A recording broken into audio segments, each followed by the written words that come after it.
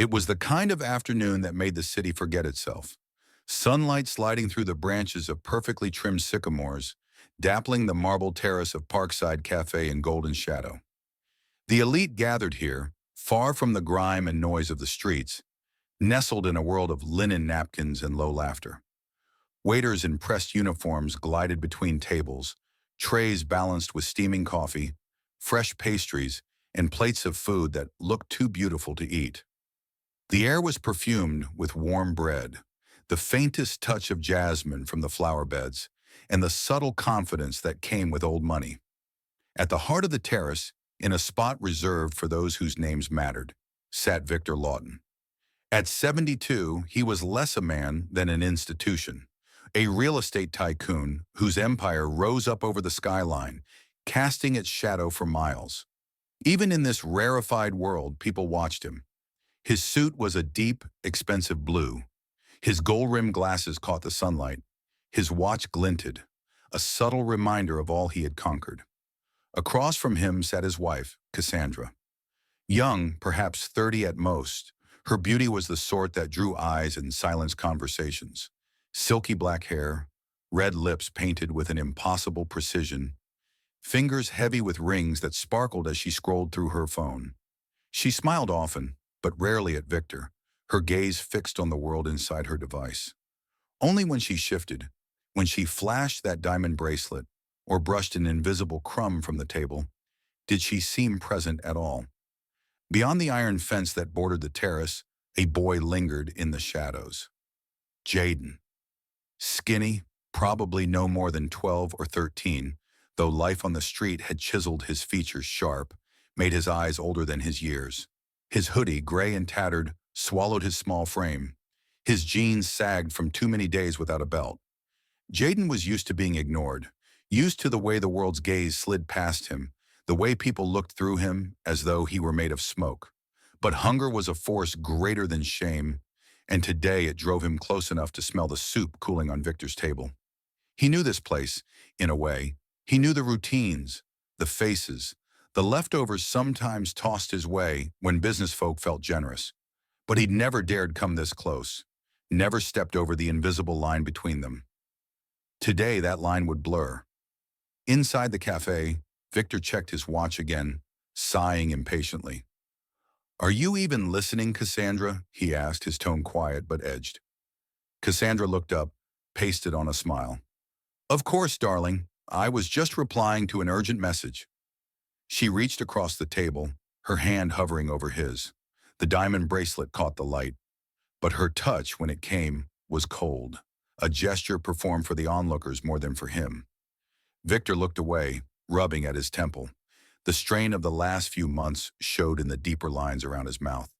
He was used to control, used to power, but lately even his world seemed to wobble, just a little. Cassandra's distant stares, the rumors of disloyalty, of empty parties and quiet withdrawals from joint accounts. He pushed the thoughts aside, focusing on the menu.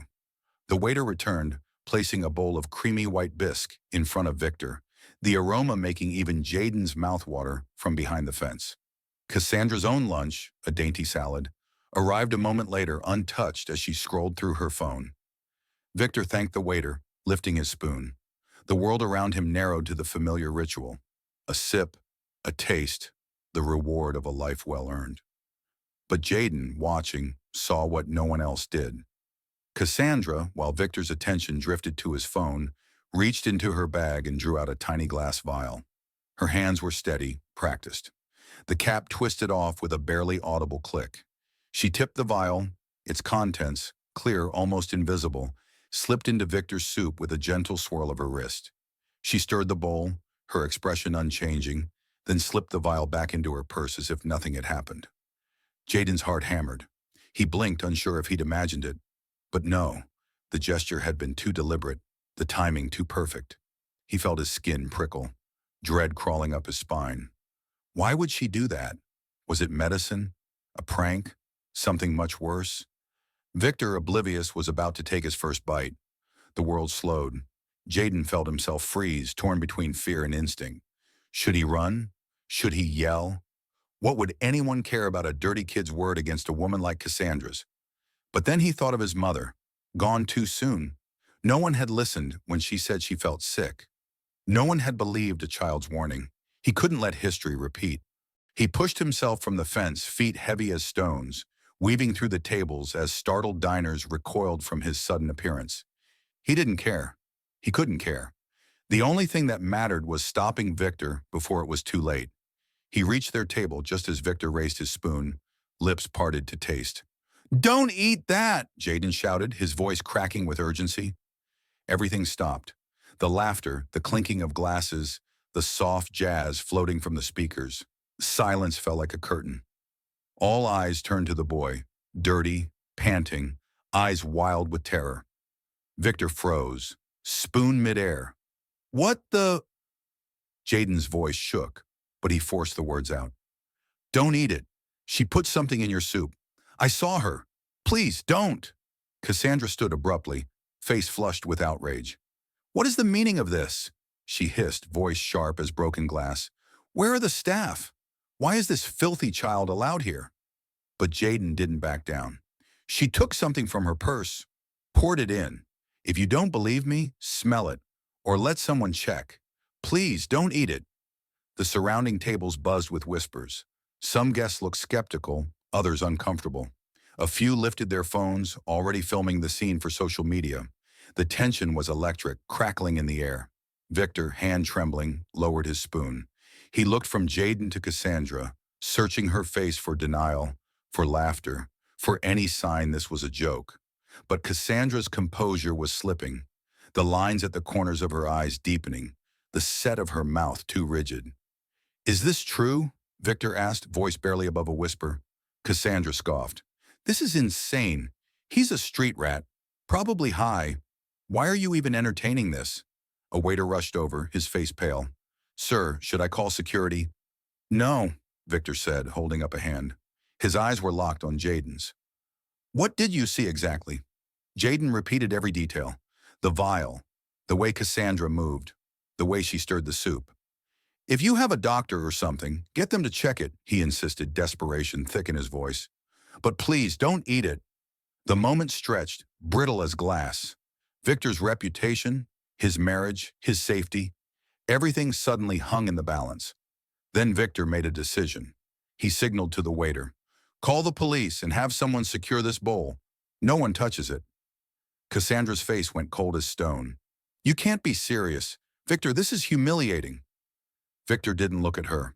"I want the truth." For a heartbeat, the cafe seemed to teeter on the edge of chaos. Jayden swayed, knees weak, every muscle quivering with adrenaline and fear. Had he done the right thing? What if no one believed him? What if Cassandra found a way to blame it all on him? The sirens came faint and far, growing louder with each breath. The police would be here soon. Victor kept his eyes on Jayden, silent, weighing, as if finally seeing the boy for the first time, not as a vagrant, but as someone who might just have saved his life. Cassandra stood, fists clenched at her sides, jaw set in fury. "You'll regret this," she whispered, her voice a promise and a threat. But Jayden didn't flinch. He'd done what he had to do. And as the first flash of blue lights flickered through the glass, the cafe realized that today, the boundaries between worlds had been shattered by the courage of a single, invisible child.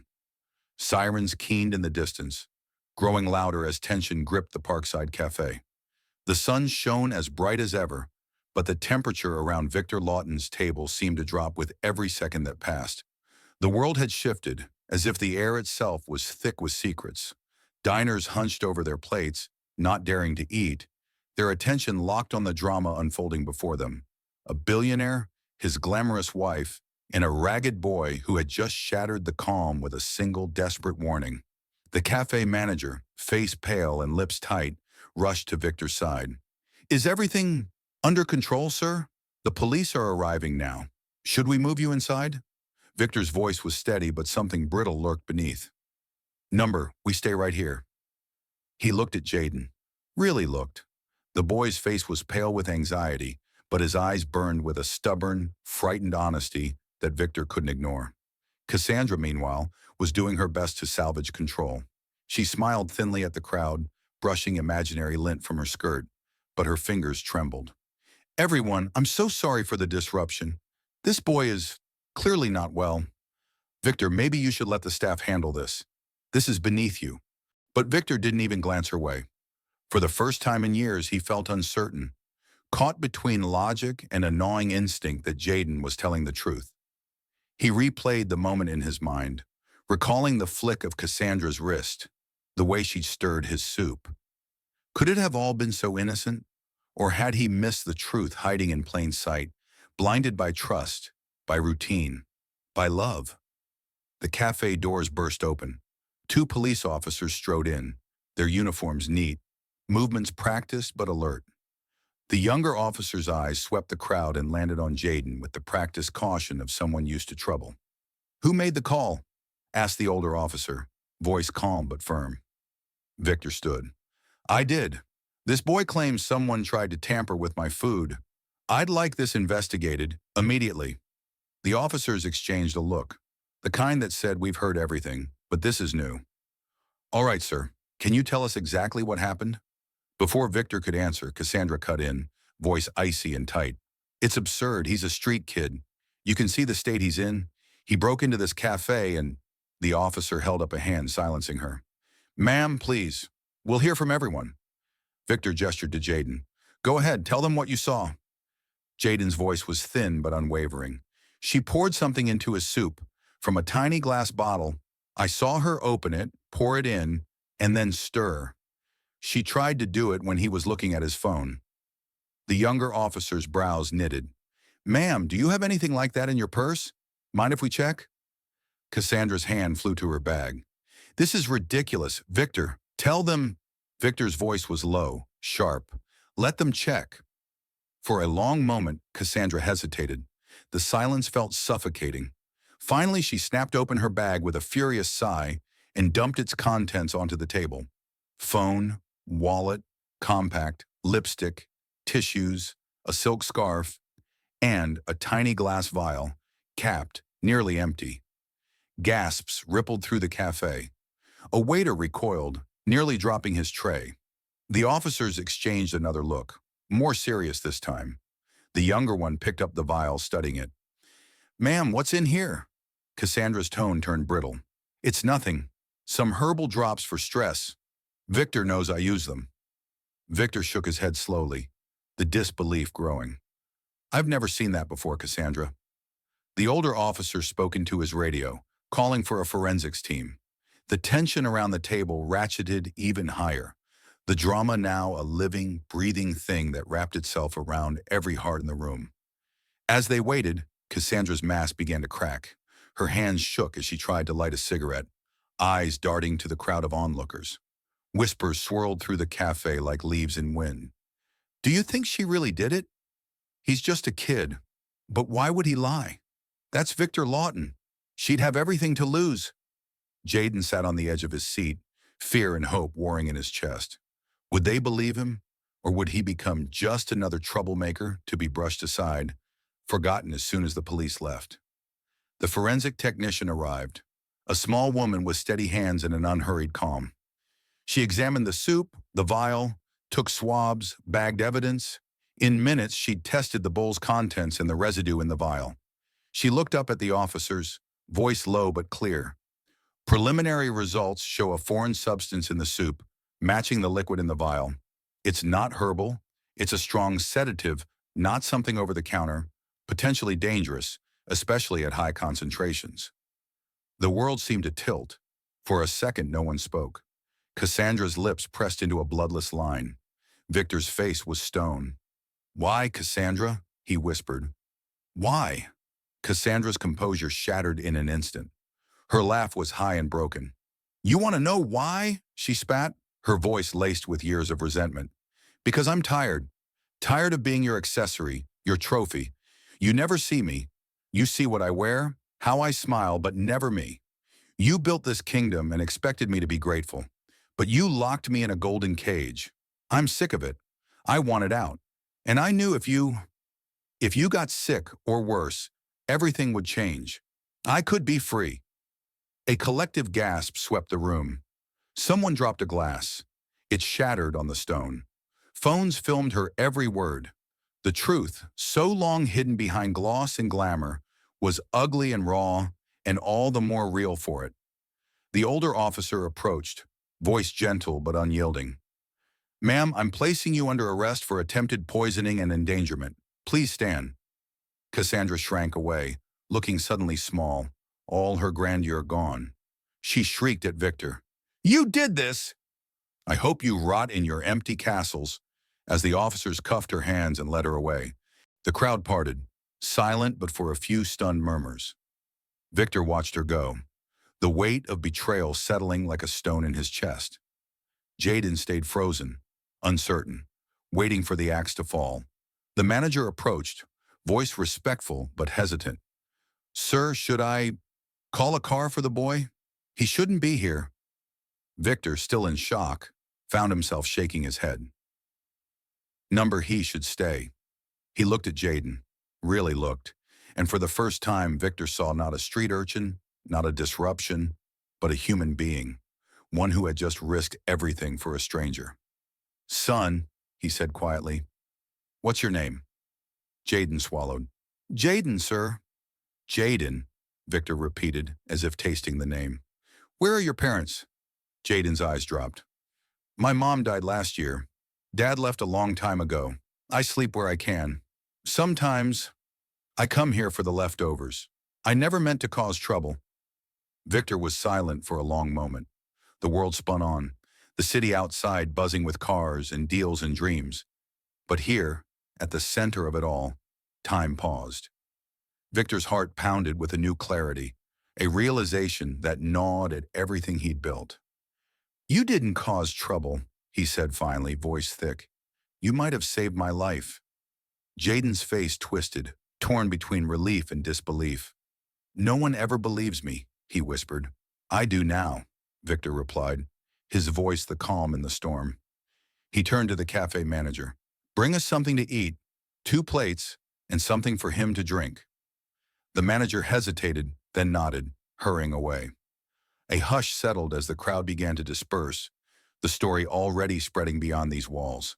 Some glared at Jayden with suspicion, others with newfound respect, but none ignored him any longer. He was no longer invisible. Victor studied Jayden, noting the way the boy's hands shook, the dark smudges under his eyes, the pride and defiance still simmering beneath the surface. "How long have you been out here?" Victor asked, his tone gentle. Jayden shrugged. "A while. I tried the shelters, but too crowded. Too many fights. I get by." Victor felt a pang of guilt. How many times had he passed a boy like this, never thinking twice? He'd built towers of glass and steel, changed the face of the city, but failed to see the suffering in his own shadow. He reached into his pocket and pulled out a card. "I want you to call this number," Victor said. "It's a friend of mine, runs a shelter for kids. Real food, real beds, school if you want it. But first, today you eat with me." Jayden hesitated, wary. "You don't have to do that." Victor smiled, an honest, weary smile. "I know, but I want to." As the plates arrived, simple food but enough, Jayden ate slowly at first, not quite trusting the kindness, but soon hunger won out. The cafe manager, in a rare gesture, poured them both tall glasses of juice and even brought extra bread. For the first time in years, Victor tasted not just the food, but the company, real, flawed, brave. "You know," he said between bites, "when I was your age, I had nothing either. My father left too. I was angry at the world. I swore I'd never be powerless again." Jayden looked up, surprised. "What changed?" Victor shrugged. "Someone gave me a chance. A teacher, actually. He saw more in me than I saw in myself." Jayden considered that, chewing thoughtfully. "Most people don't see me at all," he said. Victor nodded. "That's their loss. Today you changed my life. I'll never forget it." Outside, the sun continued its slow descent. The drama faded from the cafe, but for Victor and Jayden, something new had begun. A tentative trust, a seed of possibility in the most unlikely of places. For Jayden, it was the first time in as long as he could remember that he felt not just seen, but valued. For Victor, it was the start of a reckoning. with himself, with his wealth, with all the ways he'd turned away from the world beyond his walls. And as news of the scandal spread, videos shared, stories told, opinions shouted from behind glowing screens, the city was left to ponder a question that would linger long after the soup had gone cold. Who are the heroes among us, and how many times do we fail to notice them until it's almost too late? That evening, the Parkside Café slowly emptied. The clatter of plates and hum of conversation faded, replaced by the occasional hiss of the espresso machine as staff cleaned up the day's mess. The events that had rocked the cafe were already becoming legend, retold in frantic texts, gossiped over in the city's luxury gyms and private offices. Videos of Cassandra's arrest went viral within hours, with headlines blaring about the attempted poisoning of a billionaire, the fall of a trophy wife, and, buried in the details, a homeless boy named Jayden who had changed everything. But inside, at a quiet corner table, the story was far from over. Victor and Jayden sat side by side, the remains of their meal untouched between them. Outside, the sky bruised purple and gold, city lights flickering on like distant fires. For the first time, neither spoke. Words felt too small for what the day had revealed. Jayden's thoughts twisted in 1,000 directions. He felt exhausted, every bone in his body aching with relief and something like disbelief. For so long, he'd existed on the edge of things, another invisible shadow drifting through alleys and city parks. Now, for reasons he could barely understand, he was at the center of it all.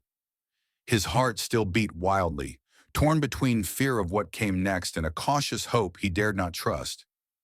Victor, too, was adrift. All his life, he'd trusted in logic, in order, in the simple equation of power and reward. But today had torn away the illusion of safety. His fortune had not protected him. His wife, the woman he tried to love in his own distant way, had been ready to end his life with a swirl of her elegant wrist. It was not just betrayal, it was the shattering of an entire worldview. He looked at Jayden, really looked, not as a billionaire studies a curiosity, but as a man seeing another soul.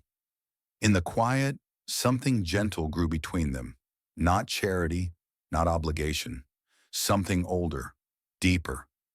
Victor broke the silence. Jayden, do you know what courage is? Jayden shook his head. I couldn't let you get hurt.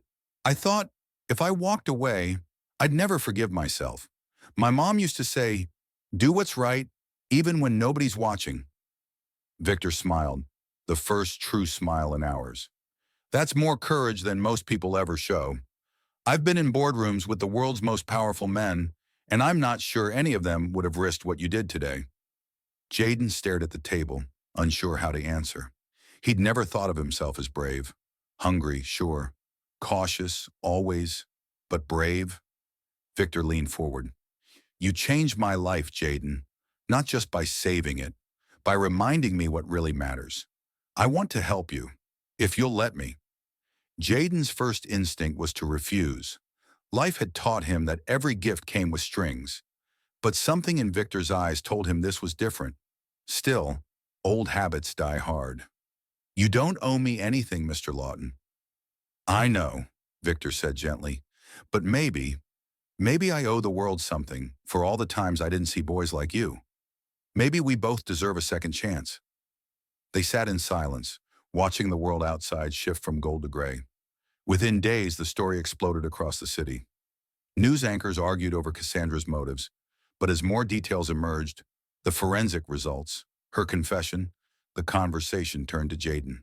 Who was this boy who'd risked everything for a stranger?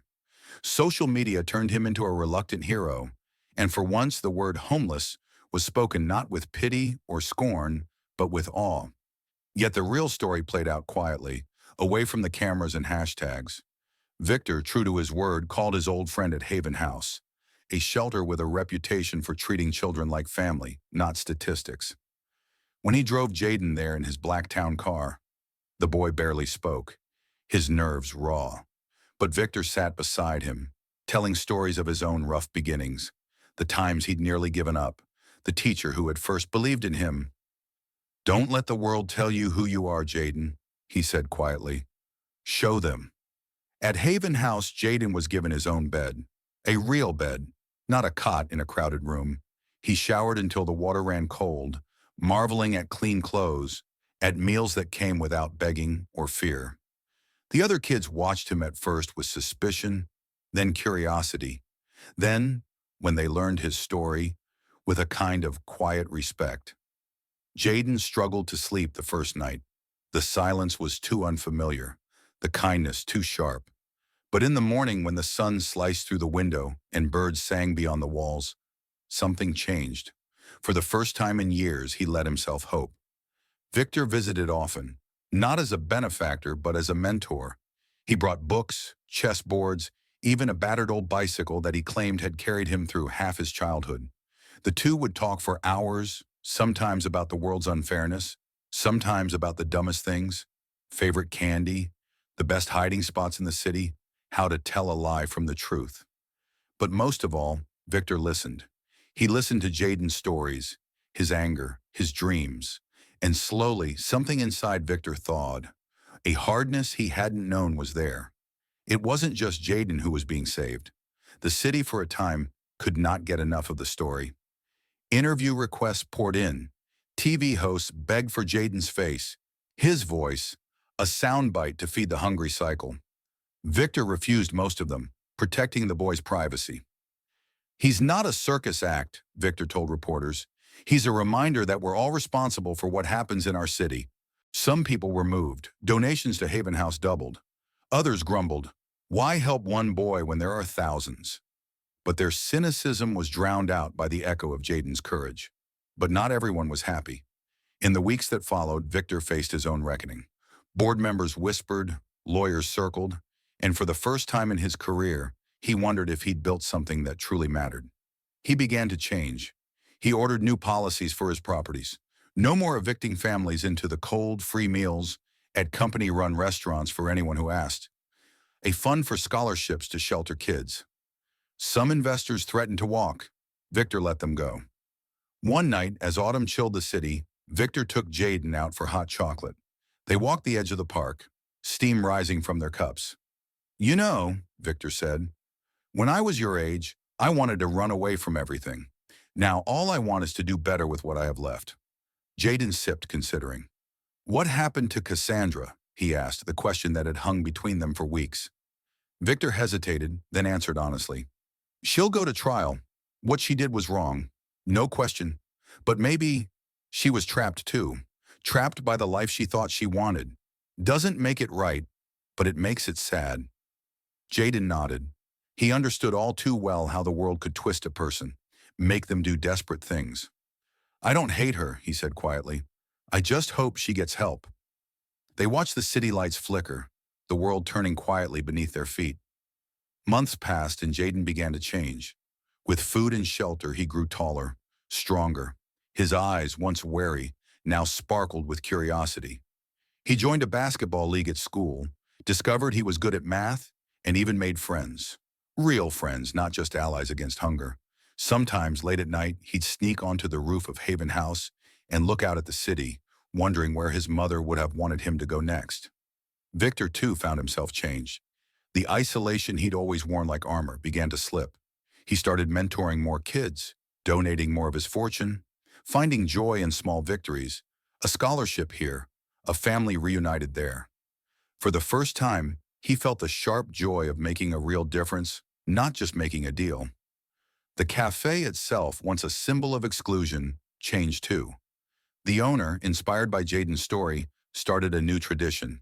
Every Friday, they opened their doors to anyone in need. A free meal, no questions asked.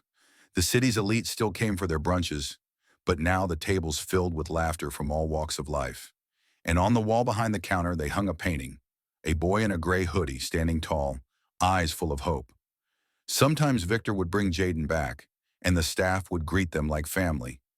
Jayden never forgot how it felt to be invisible, but now he was proof that one voice, however small, could shift the world's gaze. But for all the good, not everything was healed. Some nights Jayden still woke up with nightmares. Sometimes he flinched at sudden noises. Sometimes he wondered if his luck would run out. And Victor, despite everything, carried the scar of betrayal. Some wounds he knew never really faded, but now neither of them faced those shadows alone. And the city, forever changed by a single afternoon, learned something too. It learned that courage doesn't always roar, it sometimes whispers. That the most unlikely person can save a life. That kindness, once set in motion, cannot be stopped. On the anniversary of that day, the cafe hosted a gathering, part celebration, part remembrance. Victor stood to speak, voice low but strong, as Jayden watched from the crowd. 1 year ago, I was saved by someone nobody saw. He had nothing, but he gave everything. Because of him, I'm alive. And more than that, I am awake to the world again. If you take nothing else from our story, take this. The smallest voice matters. Listen for it. Lift it up. Be the person who sees what others do not. The room erupted in applause. Jayden, for once, didn't shrink away from the attention. He stood taller, shoulders back, eyes shining. As people filed out, one by one, a little girl tugged Jayden's sleeve. "Are you really the boy from the painting?" she asked, wide-eyed. Jayden smiled, warmth spreading through him. "Yeah, I guess I am." She beamed. "I want to be brave like you someday."